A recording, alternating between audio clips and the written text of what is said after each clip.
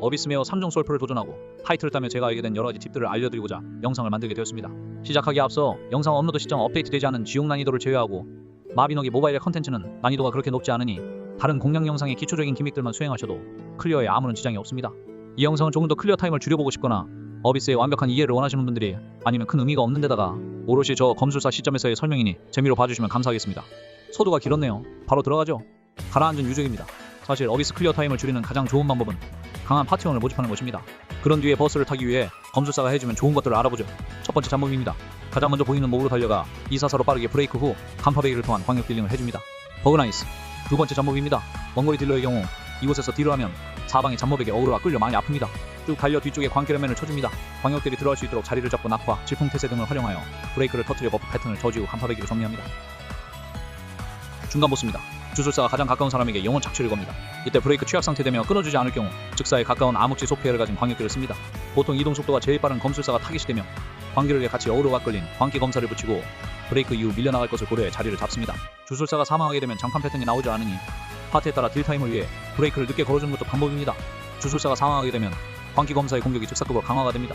하지만 전부 피할 수 있으며 영혼 착취를 실패한 주술사가 이리저리 돌아다니는 것이 피곤하여 거의 모든 공팟이 주술사 먼저 잡습니다. 마지막 보스입니다. 땅에 들어가기 전에 잡는 것이 클리어 타임에 큰 영향을 끼치며 검술사만 딱 붙어있으면 딱히 주의할 점은 없습니다. 단 용의 패턴은 가장 멀리 있는 파티원에게만 사용하니 서포트 계열의 직업이 있다면 포지션을 잡아 기믹을 수행해주는 것이 좋습니다. 다음은 무너진 재단입니다. 첫 번째 잡몹은 심판자 뒤에부터 몹을 모은 뒤 244 간파배기로 정리해줍니다. 두 번째 잡몹입니다. 네 방향에 쫄이 나오는데 체력이 높은 하나는 진짜, 나머지 세 개는 가짜입니다. 첫 등장 시 확정적으로 왼쪽 아래에 진짜 랭맨이 나오며 이후 랜덤한 방향으로 흩어지니 미리 타겟을 잡아놓으면 추적하기 쉽습니다. 진짜를 처치하면 가짜는 모두 사라지며 이후 빠르게 중앙의 간파배기로부터 마무리해주면 됩니다.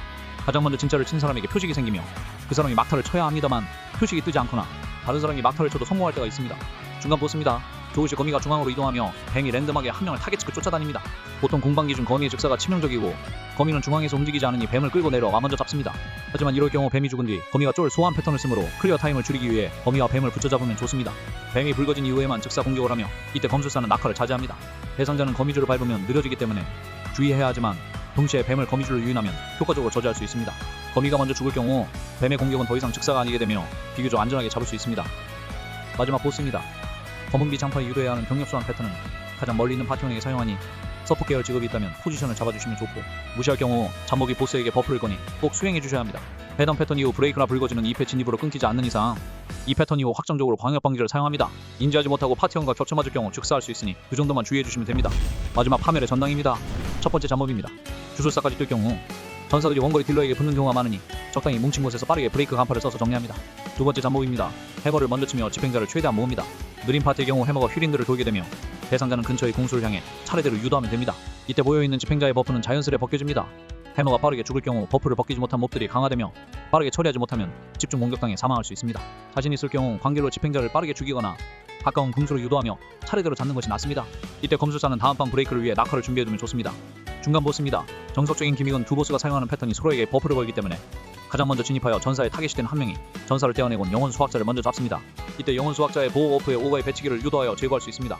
하지만 상어 어프 패턴은 각 보스의 선 패턴 이후에 사용하며 브레이크로 늦출 수 있기 때문에 어느 정도 딜이 되는 파티는 붙여서 바로 잡아버리는 게 훨씬 빠릅니다. 가장 빠른 검술사가 타겟을 받기 쉬우며 이후 두 보스에게 딜과 브레이크를 걸기 쉬운 위치에 자리 잡습니다.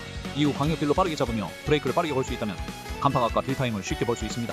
마지막 보스입니다. 보스는 특정 체력이 될 때마다 중앙으로 순간 이동하여 가장 가까운 2인에게 도넛 장판을 사용합니다. 이후 2패 진입을 제외하곤 고정적으로 쫄 2명을 소환합니다. 딜이 빠른 파티의 경우 계속 해당 패턴만 사용하다 죽으니 중앙에 미리 모여서 딜을 하면 좋습니다. 쫄을 먼저 잡아주시는 것이 좋으나 금방 보스를 죽여버릴 자신이 있다면 무시하셔도 됩니다. 보스는 주기적으로 파티원 근처에 순간 이동을 하며 이후 전방에 확정적으로 광역 공격을 합니다. 따라서 너무 멀리 떨어지면 딜각에 방해되며 보스의 전방 공격에 대응하기도 힘듭니다. 동시에 가장 멀리 있는 사람에게 장판 패턴을 사용하니 서포터 계열은 적당한 거리에서 기믹을 수행해주시면 좋습니다. 2패 이후 등장하는 눈알 레이저에 맞으면 슬로우가 걸리며 보스의 장판 공격에 대응하기 힘들 수 있습니다. 마지막 한 줄이 되면 0.5줄 무적이 걸리며 중앙으로 이동 후 빅 도넛 패턴을 사용합니다.